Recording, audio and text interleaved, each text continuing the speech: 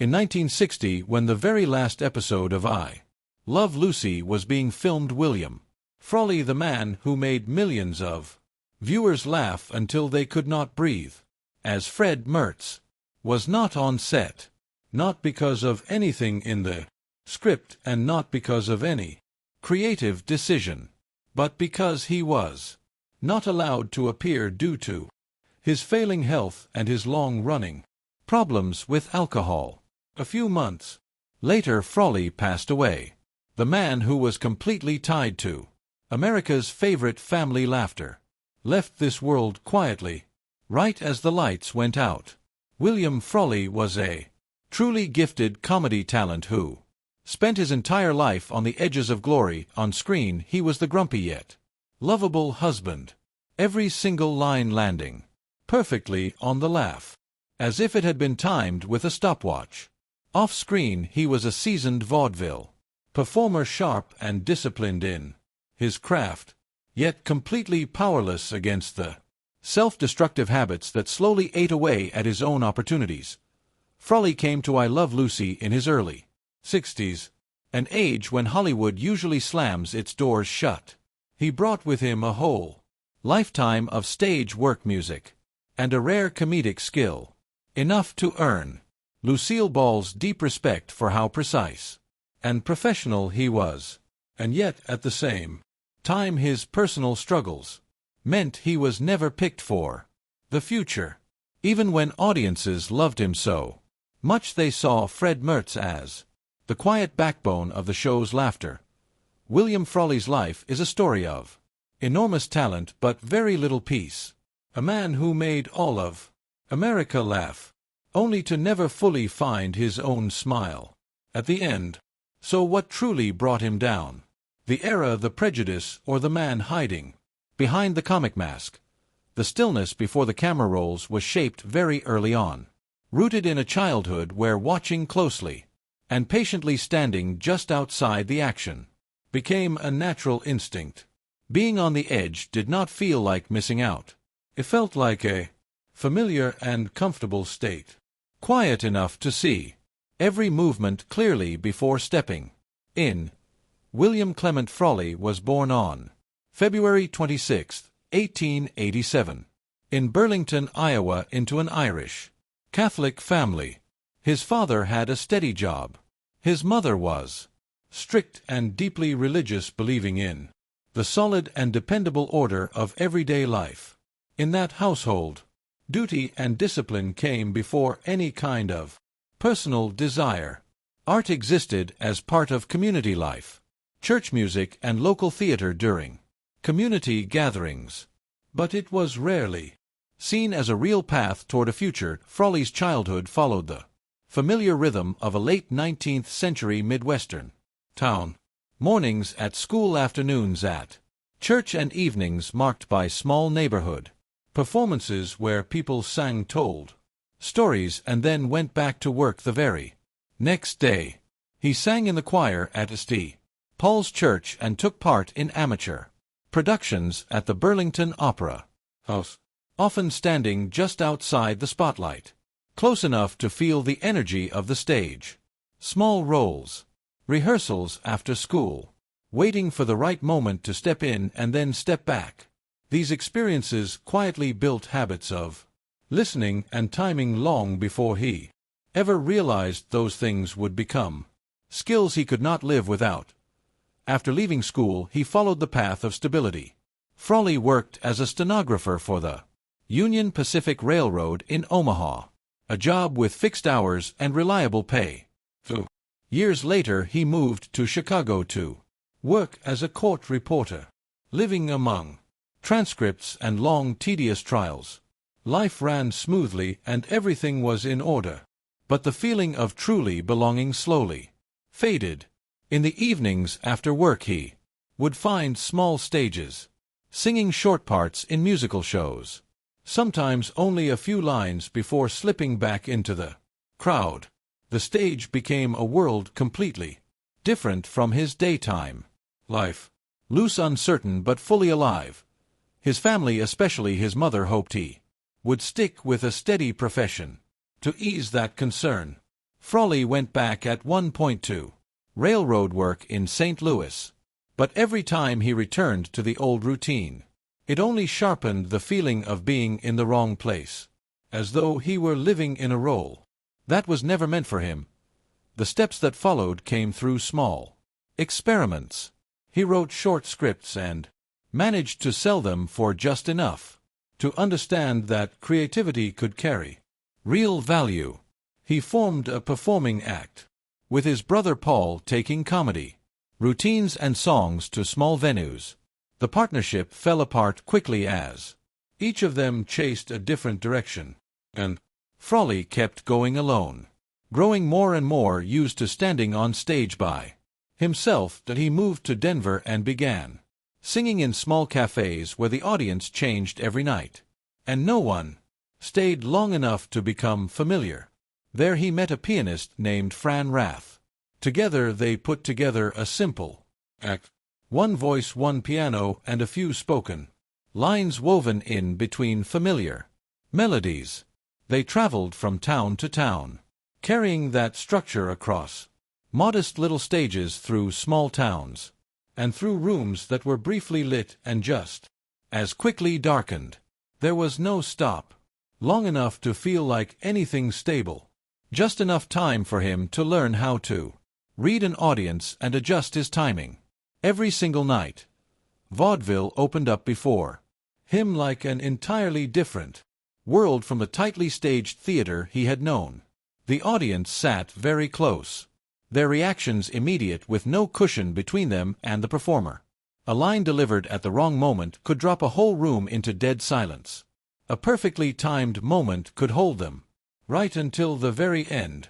He learned to watch people's eyes, listen to the feel of the air in the room, and keep his voice steady so as not to break the attention on a shared stage. He did not need to push himself to the front, but he was always present at the exact spot needed to keep the act moving.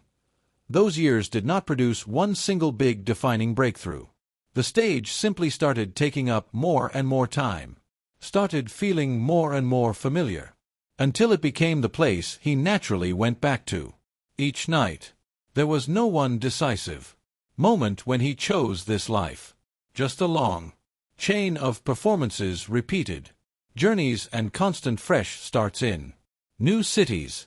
He stayed on even when the audience was nearly empty. He stayed when an act had to be completely rebuilt from scratch. He stayed even when the pay barely covered the next day's expenses. Over time, performing stopped being just one option among others. It became a bodily rhythm, a completely familiar state. He knew where to stand, which line to deliver, and how long to hold the silence so the scene would not fall apart. These skills followed him from tour to tour, quietly piling up into the solid foundation of a working performer. After the First World War, his professional rhythm became much clearer. The scattered gigs gave way to the structure of professional vaudeville, where each act was fully put together and then taken on tour through multiple cities. The stage was no longer a temporary tryout ground, but a real job, one that demanded survival through the ability to keep an audience entertained. Night after night, it was during this time that his duo act with Edna, Louise Brout, really took shape. They stepped on stage like partners who had known each other for years. Dialogue, song, and comic timing flowing in order, each part opening space for the next, without any fancy staging. Everything relied on their natural back and forth, the toss of a line, the precise reply, the way a song arrived as a little pause that let the audience catch its breath. They kept moving, passing through packed city theaters and smaller halls. In little towns, the same act traveled everywhere, yet no two performances ever felt exactly alike.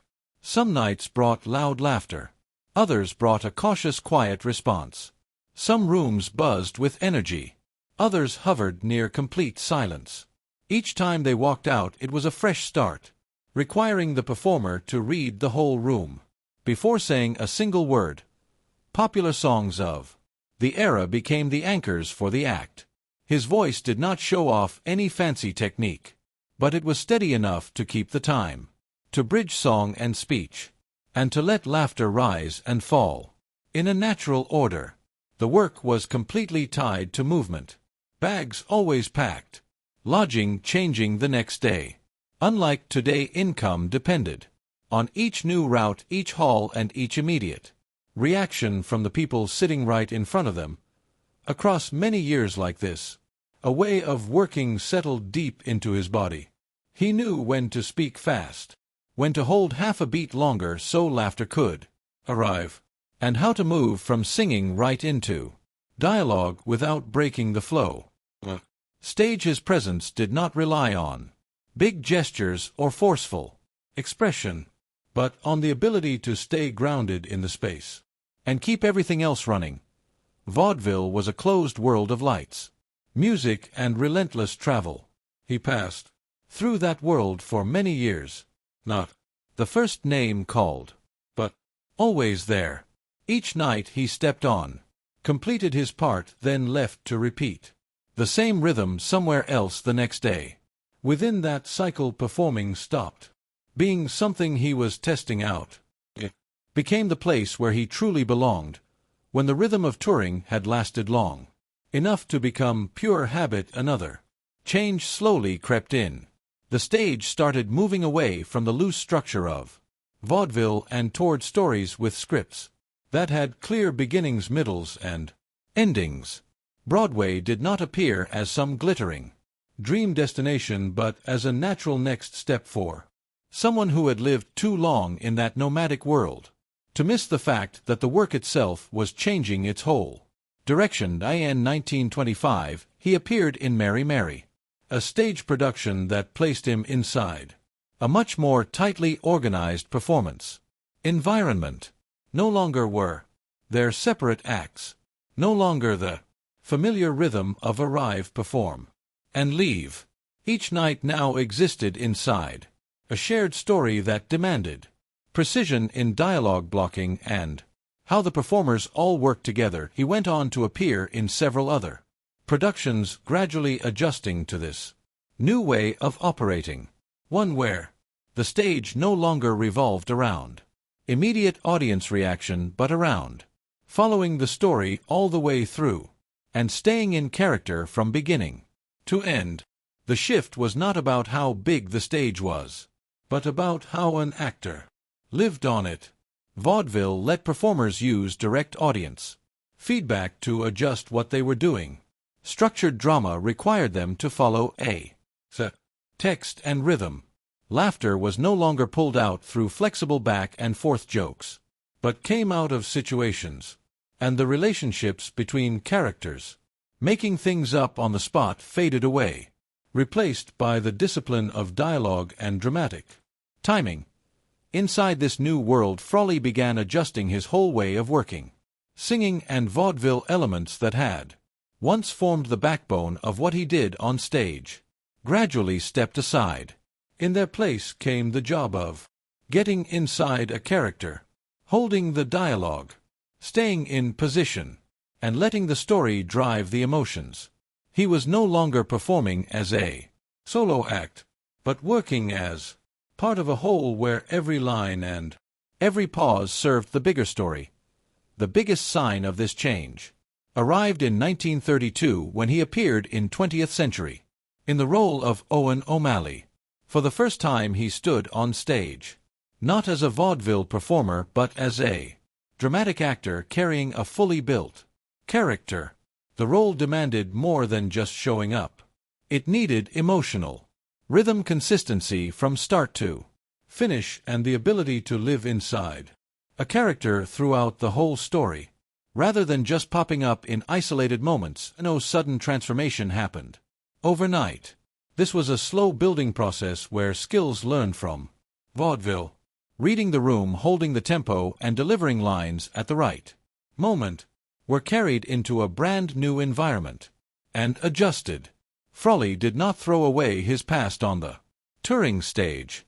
He brought it right along with him, placing it into a tighter framework. that demanded a different kind of endurance. From that point forward his work no longer revolved around separate acts but around characters. The man who had lived on short-term gigs began learning how to stay inside a role over a longer stretch of time, entering a story and staying with it all the way until it ended. In that process, a new ability took shape, not the ability to make audiences laugh in short bursts, but the ability to hold a real human presence on stage, convincing enough that viewers believed he truly belonged inside that story. The early 1930s opened yet another new turn in William Frawley's professional path. As the stage stopped being the only world that held him, film had appeared very early in that journey. In 1916, he had taken part in a short silent film. The experience passed quickly and was not enough to pull him away from the stage, but it left a mark. The performer's image could survive beyond the live lights, preserved in frames capable of being seen again and again. It was not until 1933 that film became a real serious option for him. He appeared in short comedy films and then in Moonlight and Pretzels, a project that placed him inside the more stable production rhythm of Hollywood. His decision to move to Los Angeles came as vaudeville was dying out, and the movie world was entering a period of massive growth. It was not a sudden jump, but the move of someone long used to moving with shifts in the performing world. In Hollywood, Frawley signed a 7-year contract with Paramount. The deal did not put him at the center, but it offered something that touring stages rarely ever guaranteed: steady work. Film followed film. Sound stages opened one after another, and he